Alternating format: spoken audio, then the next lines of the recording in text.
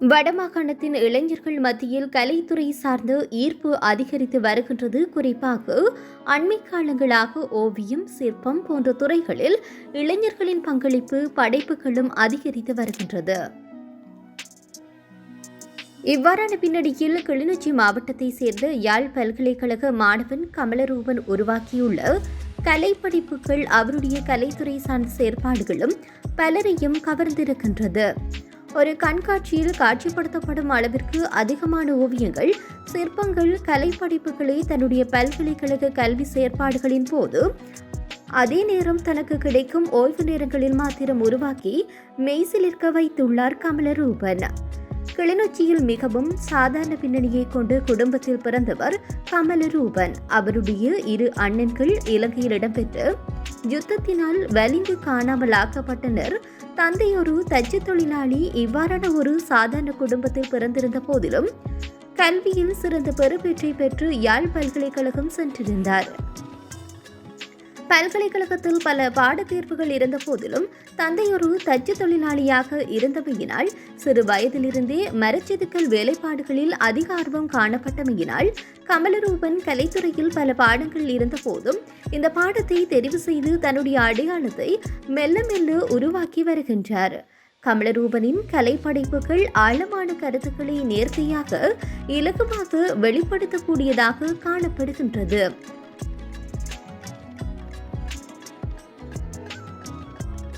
அதே நேரம் கலைத்துறையில் பாரம்பரியமாக பின்பற்றுகின்ற செயற்பாடுகளுடன் மட்டும் நின்றுவிடாது, புதிய தொழில்நுட்பங்களையும் தன்னுடைய படைப்புகளை உட்புகுத்தி அதிலும் வெற்றி கண்டிருக்கின்றார். கமலரூபனினால் வரையப்பட்ட சில ஓவியங்கள், செதுக்கப்பட்ட சிலைகள் தத்ரூபமானதாக காணப்படுவதுடன் பிரதியிடக்கூடிய நபரை கண்முன் நிறுத்தக்கூடியதாகவும் காணப்படுகின்றது. இவ்வாறு பல திறமைகளை கொண்ட கமலரூபன் வடமாகாணத்தில் உள்ள கலை படைப்பாளர்களுக்கு ஒரு குறியீடாகவும், கலைத்துறை மீதான ஆர்வத்தை இளைஞர்கள் மத்தியில் கொண்டு சேர்க்கும் ஒரு ஊடகமாகவும் இருக்கின்றார்.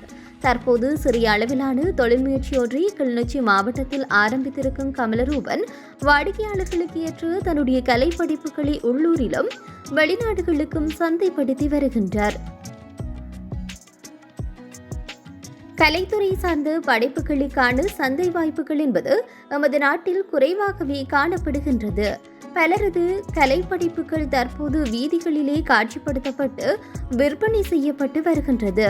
இவ்வாறான பின்னணியில் கலைத்துறையில் வளர்ந்து வரும் இளைஞர்களுக்கான நவீன சந்தைப்படுத்தல் மற்றும் ஊக்கப்படுத்தல் செயற்பாடுகளை அரசாங்கம் மற்றும் புலம்பெயர் அமைப்புகள் ஏற்படுத்தி கொடுக்கும் பட்சத்தில் கமலரூபன் போன்ற பல இளைஞர்கள் கலைத்துறையில் சாதிப்பதற்கான பயணங்களில் தைரியத்துடனும் நம்பிக்கையுடனும் பயணிப்பார்கள். அனைவருக்கும் வணக்கம். எனது பேர் மகேந்திரன் கமலரூபன். நான் கிளிநொச்சி மாவட்டத்தை சேர்ந்தேன். இப்போது யாழ்ப்பாண பல்கலைக்கழகத்தில் கல்வி கேட்டுக்கொண்டிருக்கிறேன். நான் இந்த சிற்பங்களை ஸ்டார்ட் பண்ண ஸ்டேஜ் ஸ்கூல் டைமில் எங்களோட அப்பா ஒரு தச்சு தொழிலாளி. அதால் அங்கே இந்த மரச்செதுக்கல் செய்கிறதுக்கான சில அண்ணாக்கள் அங்கே எங்களோட வீட்டை வச்சு அந்த மரச்செதுக்கல் செஞ்சு கொண்டு இருந்தாங்க. அப்போ அந்த சிலைகளை பார்க்கும்போது நான் என்னாலே அந்த சிலைகளை உருவாக்க முடியும்ன்ற ஒரு தோட்டில் அந்த மைண்ட் செட்டில் இருந்தேன். அப்போ நான் ஒளி அப்பாட்ட போய் கேட்டேன். அப்போ தரமாட்டேன்னு போடா அப்படின்னுட்டு. அப்போ நான் ஒரு பழைய ஒளி ஒன்று இருந்துச்சு. அப்போ அந்த ஒளியை தான் நல்லா தீட்டி போட்டு அதை ஒரு பழைய ஒன்று இருந்துச்சு. அந்த பழைய அடித்து ஒரு ஒரு உருவமண்டை செதுக்கினேன். அப்போ செதுக்கும் போது எனக்கு தோணுச்சு, நல்லா இருக்குது, மெட்டாக்களும் அம்மா காக்களும் பார்க்கும்போது நல்லா இருக்கடா அம்பி அப்படின்னு சொன்னாங்க. அப்போ நான் தான் உண்மையிலே இந்த துறைக்குள்ள தான் என்னோட இது இருக்குமான்ட்டு. மற்ற இங்கே எஃப்னாக்கு வரும்போது சிற்பத்துறை எடுக்கிறதா ஓவியத்துறை எடுக்கலாம், 2 சாய்ஸ் காணப்படுச்சு. அப்போ நான் அதில் சிற்பம் எனக்கு முதலே ஒரு மரச்சதுக்களில் ஒரு ஈர்ப்பு இருந்துச்சு. அப்போ நான் சிற்பத்துக்கு போகணுன்ட்டு போனது பிறகு தான் தெரிஞ்சு மரச்சதுக்கள் மட்டும் சிற்பம் இல்லை, அதில் கணக்க மெட்டீரியல் யூஸ் பண்ணி செய்யக்கூடிய ஆக்கங்கள், படைப்புகள் எவ்வளவோ இருக்குது. அப்போ நான் அந்த இதுக்குள்ள போனது பிறகு தான் எனக்கு மிகவும் பிடிச்ச கொண்டது இந்த பைவர் காஸ்டிங். அது மிகவும் பிடிச்சது. அதில் மாடல் காஸ்டிங், மெட்டல் காஸ்டிங், தரக்கோட்டா அப்படின்னு எக்கச்சக்கமான ஒர்க்குகள் அதுக்குள்ள இருந்துச்சு. இப்போ நான் வெறும் 3 வருஷத்தில் செய்யப்பட்ட ஆக்கங்கள்லாம் எவ்வளவும் இன்னும் விதமான படைப்புகள் நான் ஆர்டர்ஸ் கமிஷன் ஒர்க் எவ்வளோ செய்திருக்கேன். அதுவும் கமிஷன் ஒர்க் எவ்வளோ செஞ்சுருக்கேன். கட்டணா கமிஷன் ஒர்க் எவ்வளோ செஞ்சுருக்கேன். 7 அடி சிலை, 8 அடி சிலை அப்படியான ஆர்டர்ஸும் நான் இப்போ செய்து கொண்டு வரேன். வருங்காலங்களில் வந்து என்னென்னு சொன்னால் இப்போ வந்து இங்கே வந்து எத்தனையோ படைப்பாளிகள் வந்து திறமையான படைப்பாளிகள் வந்து எவ்வளவோ பேர் இருக்காங்க. அவங்க வந்து வெளியில் தெரியாதபடியே அவங்களோட படைப்புகள் வந்து வெளியில் அந்தளவுக்கு ரீச் ஆகலை.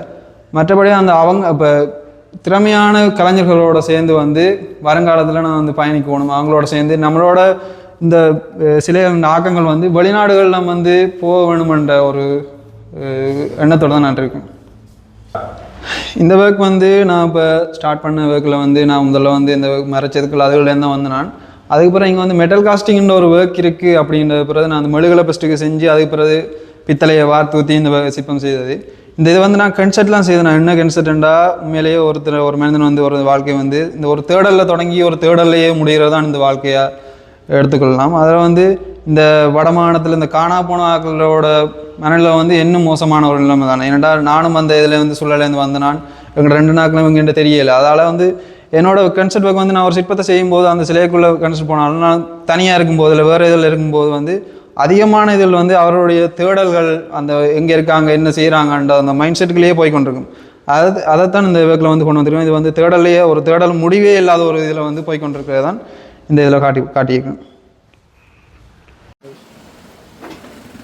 சரி இதே ஃபஸ்ட்டு செய்கிறேன்.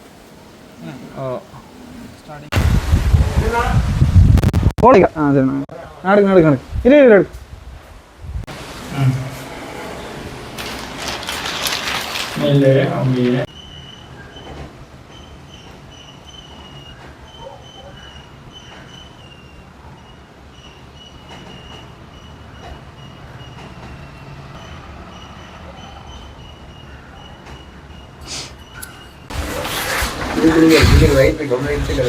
ब्लैक को जा उतनी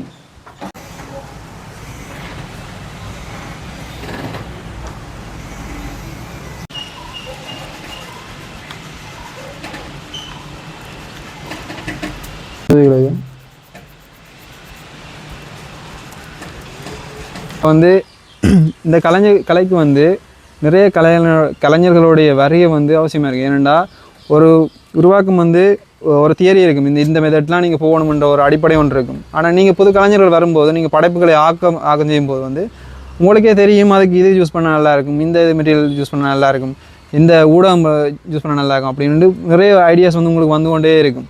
அப்போ அதால் வந்து நம்மளோட ஏரியாவுக்கு நம்மளோட சமுதாயத்துக்கு நின்று ஒரு மார்க்கெட் நம்மளோட அந்த வெளிநாட்டுகள்லேருந்து வந்து நம்மளோட இடத்துல வந்து சிலைகளை உருவாக்குறதுக்குரிய ஒரு தன்மையை வந்து நாம் புது கலைஞர்களோட படைப்புகளால் வந்து கொண்டு வரக்கூடியதாக இருக்கும். இல்லை எனக்கு வேறு மாதிரி போகுது.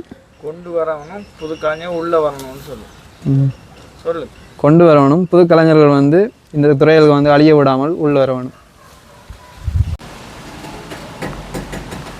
சொல்லு ஆணியால் இது வந்து டூல்ஸ் வந்து நான் பெருமளவில் வந்து பாய்க்கலை. இது வந்து பயன்படுத்தி தான் இதை இப்போ வரைக்கும் நான் யூஸ் பண்ணி கொண்டிருக்கேன். சில பெரிய வேலைகளுக்கு வந்து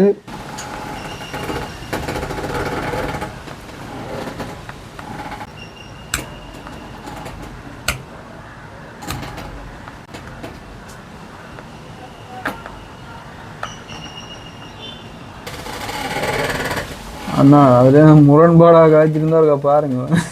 ஒரே ஒரு முரண்பாடு சொல்கிறேன்.